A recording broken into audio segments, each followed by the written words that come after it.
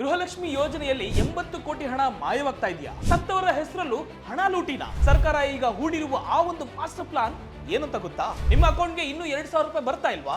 ಲಕ್ಷಾಂತರ ಮಹಿಳೆಯರ ಹಣ ಕಟ್ ಮಾಡಲು ಸರ್ಕಾರ ಸಿದ್ಧಪಡಿಸಿರುವಂತ ಹೊಸ ರೂಲ್ ಯಾವುದು? ಈ ವಿಡಿಯೋನ ಎಲ್ಲೂ ಸ್ಕಿಪ್ ಮಾಡಿದ್ರೆ ನೋಡ್ತಾ ಸಿಎಂ ಸಿದ್ದರಾಮಯ್ಯ ನೀಡಿದ ಆ ಒಂದು ಖಡಕ್ ಸೂಚನೆ ಇಷ್ಟೇನೆ. ಅದೇ ಸಂಚಲನ ಮೂಡಿಸಿರುವಂತದ್ದು. ಗೃಹಲಕ್ಷ್ಮಿ ಹಣ ಬೇಕಾದ್ರೆ ಮೊದಲು ನೀವು ಈ ಕೆಲಸವನ್ನ ಮಾಡಿದ್ರೆ ನಿಮಗೆ ಹಣ ಸೇರುತ್ತೆ. ನಿಮ್ಮ ಮೇಲೆ ಬೀಳಲಿದೆ ಸರ್ಕಾರದ ಡಿಜಿಟಲ್ ಕಣ್ಣು. ಸುಳ್ಳು ಮಾಹಿತಿ ನೀಡಿ ಹಣ ಪಡೆಯೋರಿಗೆ ಕಾದಿದೆ ಬಿಗ್ ಶಾಕ್.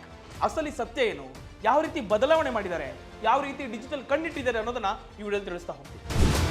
ನಮಸ್ಕಾರ ವೀಕ್ಷಕರೇ, ನೀವು ಅಥವಾ ನಿಮ್ಮ ಮನೆಯವರು ಪ್ರತಿ ತಿಂಗಳು ಗೃಹಲಕ್ಷ್ಮಿ ಯೋಜನೆಗೆ 2,000 ರೂಪಾಯಿ ಹಣವನ್ನು ಪಡಿತಿದ್ದೀರಾ? ಹಾಗಿದ್ರೆ ಈ ವಿಡಿಯೋಗೆ ನಿಜವಾಗ್ಲೂ ನಿಮಗೆ ಅತ್ಯಂತ ಪ್ರಮುಖವಾಗಿರುವಂತಹ ಒಂದು ವಿಷಯ ಹೇಳ್ತೀನಿ ನೋಡಿ. ಕರ್ನಾಟಕ ಸರ್ಕಾರ ಅತ್ಯಂತ ಜನಪ್ರಿಯವಾಗಿರುವಂಥದ್ದೇ ಗೃಹಲಕ್ಷ್ಮಿ ಯೋಜನೆಯಲ್ಲಿ ಈಗ ಸರ್ಕಾರ ಒಂದು ದೊಡ್ಡ ಬದಲಾವಣೆ ತಂದಿದೆ. ಏನ್ ಬದಲಾವಣೆ ತಂದಿದೆ? ಸುಮಾರು 1.5 ಲಕ್ಷ ಮೃತ ಮಹಿಳೆಯರ ಖಾತೆಗೆ ಇಂದಿಗೂ ಹಣ ಜಮೆ ಆಗ್ತಿದೆ. ಈಗ ಸರ್ಕಾರ ಗಮನಕ್ಕೆ ಬಂದಿರೋದೇನು ಗೊತ್ತಾ? ಇದುವರೆಗೂ ಈ ರೀತಿ ಸುಮಾರು 80 ಕೋಟಿ ರೂಪಾಯಿ ಹಣ ದುರ್ಬಳಕೆಯಾಗಿದೆ ಅಂತ ಸರ್ಕಾರ ಅನ್ಕೊಂಡಿದೆ. ಹಾಗಿದ್ರೆ ಸರ್ಕಾರಕ್ಕೆ ಆಗಿರುವಂತ ಆತಂಕ ಆದ್ರೂ ಏನು? ಈಗ ಮುಖ್ಯಮಂತ್ರಿ ಸಿದ್ದರಾಮಯ್ಯ ಅವರು ಹೊಸ ನಿಯಮ ಜಾರಿಗೆ ಮಾಡ್ತಿರುವಂತದ್ದು ಏನು? ಏನಿದೆ ಹೊಸ ನಿಯಮ? ನಿಮ್ಮ ಹಣ ನಿಂತು ಹೋಗ್ತಾ ಇದೆಯಾ? ಈ ತಿಂಗಳು ಕಂತು ಬಂದಿಲ್ವಾ? ಸಂಪೂರ್ಣ ಮಾಹಿತಿಯನ್ನು ಕೊಡ್ತೀನಿ ನೋಡಿ. ಮೊದಲನೇದಾಗಿ ಇಷ್ಟೇನೆ, ಅಸಲಿ ಸಮಸ್ಯೆ ಎಲ್ಲಿ ಶುರುವಾಗಿದೆ ಅನ್ನೋದನ್ನ ಈ ವಿಡಿಯೋದಲ್ಲಿ ತಿಳಿಸ್ತೀನಿ. ರಾಜ್ಯ ಸರ್ಕಾರದ 5 ಗ್ಯಾರಂಟಿಗಳಲ್ಲಿ ಅತ್ಯಂತ ದೊಡ್ಡದಾಗಿರುವಂತದ್ದೇ ಈ ಗೃಹಲಕ್ಷ್ಮಿ ಯೋಜನೆ. ಸರ್ಕಾರ ಇದುವರೆಗೂ ಬರೋಬ್ಬರಿ 57,300 ಕೋಟಿ ರೂಪಾಯಿ ಖರ್ಚು ಮಾಡಿದೆ. ಆದರೆ ಇತ್ತೀಚಿನ ಆಡಿಟ್ನಲ್ಲಿ ಒಂದು ಶಾಕಿಂಗ್ ವಿಷಯ ಬೆಳಕಿಗೆ ಬಂದಿರುವಂಥದ್ದು. ರಾಜ್ಯದ ಸುಮಾರು 1.44 ಲಕ್ಷಕ್ಕೂ ಹೆಚ್ಚು ಫಲಾನುಭವಿಗಳು ಮೃತಪಟ್ಟಿದ್ದಾರೆ. ಅದರಲ್ಲಿ ಸುಮಾರು 68,000 ಮಹಿಳೆಯರ ಖಾತೆಗೆ ಇಂದಿಗೂ ಹಣ ಸೇರ್ತಾ ಇದೆ. ಆದರೆ ಅಸಲಿ ಸಮಸ್ಯೆಯನ್ನ ಹೇಳ್ತೀನಿ ಕೇಳಿ. ಕೆಲವು ಕಡೆ ಕುಟುಂಬದವರು ಸಾವು ಸಂಭವಿಸಿದ್ರೂ ಕೂಡ ವಿಷಯವನ್ನು ಮುಚ್ಚಿಟ್ಟು UPI ಅಥವಾ ATM ಮೂಲಕ ಹಣವನ್ನು ಡ್ರಾ ಮಾಡ್ತಾ ಇದ್ದಾರೆ. ಇನ್ನು ಕೆಲವು ಖಾತೆಗಳಲ್ಲಿ ಹಣ ಯಾರೂ ಕೂಡ ಮುಟ್ಟದೆ ಹಾಗೆಯೇ ಸೇರ್ಕೊಳ್ತಾ ಇದೆ. ಸರ್ಕಾರದ ನಿಯಮದ ಪ್ರಕಾರ ಫಲಾನುಭವಿ ಮೃತಪಟ್ಟರೆ ಆ ಹಣ ಮನೆಯವರ ಮುಂದಿನ ಹಿರಿಯ ಮಹಿಳೆಗೆ ವರ್ಗಾವಣೆ ಆಗಬೇಕು. ಆದರೆ ಸಾವಿನ ಮಾಹಿತಿ ನೀಡದ ಕಾರಣ ತೆರಿಗೆದಾರರು ಕೋಟ್ಯಾಂತರ ರೂಪಾಯಿ ಹಣವನ್ನ ಪೋಲ್ ಮಾಡ್ತಿದ್ದಾರೆ. ಹಾಗಿದ್ರೆ ಹೊಸ ನಿಯಮಗಳೇನು? ಜೀವಂತ ಪ್ರಮಾಣ ಪತ್ರವನ್ನು ಕೊಡಬೇಕಾಗುತ್ತೆ, ಅಂದ್ರೆ ಲೈಫ್ ಸರ್ಟಿಫಿಕೇಟ್. ಏನದು? ಎಸ್, ಲೈಫ್ ಸರ್ಟಿಫಿಕೇಟ್ ಅಥವಾ ಜೀವಂತ ಪ್ರಮಾಣ ಪತ್ರ ಮಾದರಿ ಈ ಜನ್ಮ ಪೋರ್ಟಲ್ ನಲ್ಲಿ ನೀವು ಲಾಗಿನ್ ಆಗಬೇಕಾಗುತ್ತೆ. ಈ ಒಂದು ಅಕ್ರಮಕ್ಕೆ ಬ್ರೇಕ್ ಹಾಕಲು ಮುಖ್ಯಮಂತ್ರಿಗಳು ಈಗ ಅಧಿಕಾರಿಗಳಿಗೆ ಖಡಕ್ ಸೂಚನೆ ಕೊಟ್ಟಿದ್ದಾರೆ. ಇನ್ನು ಮುಂದೆ ನೀವು ಈ ಕೆಲಸವನ್ನ ಮಾಡಲೇಬೇಕು.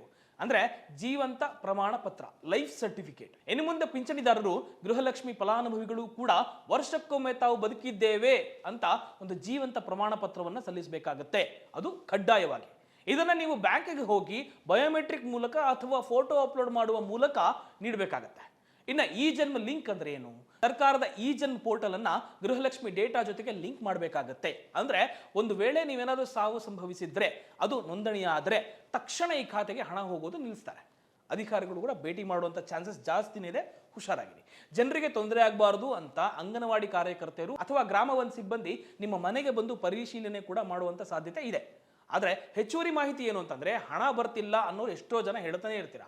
ಇದಕ್ಕೆ ಸಿಂಪಲ್ ಮಾಹಿತಿ ಕೊಡ್ತೀನಿ ನೋಡಿ. 1902 ಸಹಾಯವಾಣಿ ಸಂಖ್ಯೆಗೆ ನೀವೇನೋ ಕರೆ ಮಾಡಿದ್ರೆ ನಿಮ್ಗಿಲ್ಲಿ ಒಂದು ಹೆಲ್ಪ್ ಕೂಡ ಆಗುತ್ತೆ. ಹಲವಾರು ಕೇಳ್ತಿರುವಂತ ಪ್ರಶ್ನೆ, ಸರ್ ನಮಗೆ ಕೆಲವು ತಿಂಗಳಿಂದ ಹಣನೇ ಬರ್ತಾ ಇಲ್ಲ, ನಾವೇನ್ ಮಾಡಬೇಕು ಅಂತ ಕೇಳಿದಕ್ಕೆ ಒಂದು ಸಿಂಪಲ್ ಪರಿಹಾರವನ್ನು ನಾನಿಲ್ಲಿ ಕ್ಲೀನಾಗೆ ಡೀಟೇಲ್ಡ್ ಆಗಿ ಎಕ್ಸ್ಪ್ಲೈನ್ ಮಾಡ್ತೀನಿ ನೋಡಿ.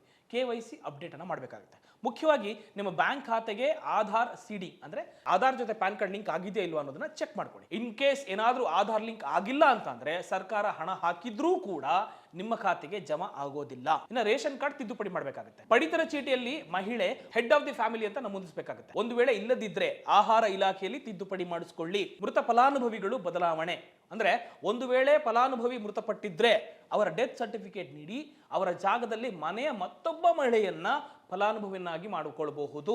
ಇದು ಗ್ರಾಮ 1 ಅಥವಾ ಬೆಂಗಳೂರು 1 ಕೇಂದ್ರದಲ್ಲಿ ಅರ್ಜಿ ಸಲ್ಲಿಸಬೇಕಾಗುತ್ತೆ. ಹಣ ವರ್ಗಾವಣೆ ಸುಲಭ ಆಗುತ್ತೆ, ಮುಂದೆ ಟೆನ್ಷನ್ ಬೇಕಾಗಿಲ್ಲ. ಇನ್ ಕೇಸ್ ಮೃತಪಟ್ಟಿದ್ರೆ ಮಾತ್ರ. ಹಣದ ಸ್ಟೇಟಸ್ ಅನ್ನು ಹೇಗೆ ಚೆಕ್ ಮಾಡ್ಕೊಳ್ಳೋದು? ನೀವು DBT ಕರ್ನಾಟಕ ಆಪ್ ಅನ್ನು ಡೌನ್ಲೋಡ್ ಮಾಡ್ಕೊಳ್ಳಿ. ನಿಮ್ಮ ಆಧಾರ್ ನಂಬರ್ ಹಾಕಿದ್ರೆ ಇದುವರೆಗೂ ಎಷ್ಟು ಹಣ ಬಂದಿದೆ, ಯಾವುದು ಪೆಂಡಿಂಗ್ ಇದೆ ಎಂಬ ಸಂಪೂರ್ಣ ಮಾಹಿತಿ ನಿಮ್ಗೆ ಇಲ್ಲಿ ಸಿಗ್ತಾ ಹೋಗುತ್ತೆ. This is one of the best idea ಅಂತ ಹೇಳ್ಬೋದು ನಿಮಗೆ. ಸ್ನೇಹಿತರೆ, ಗೃಹಲಕ್ಷ್ಮಿ ಯೋಜನೆ ಮಹಿಳೆಯರ ಸಬಲೀಕರಣಕ್ಕೆ ದೊಡ್ಡ ಶಕ್ತಿ ನೀಡ್ತಿದೆ.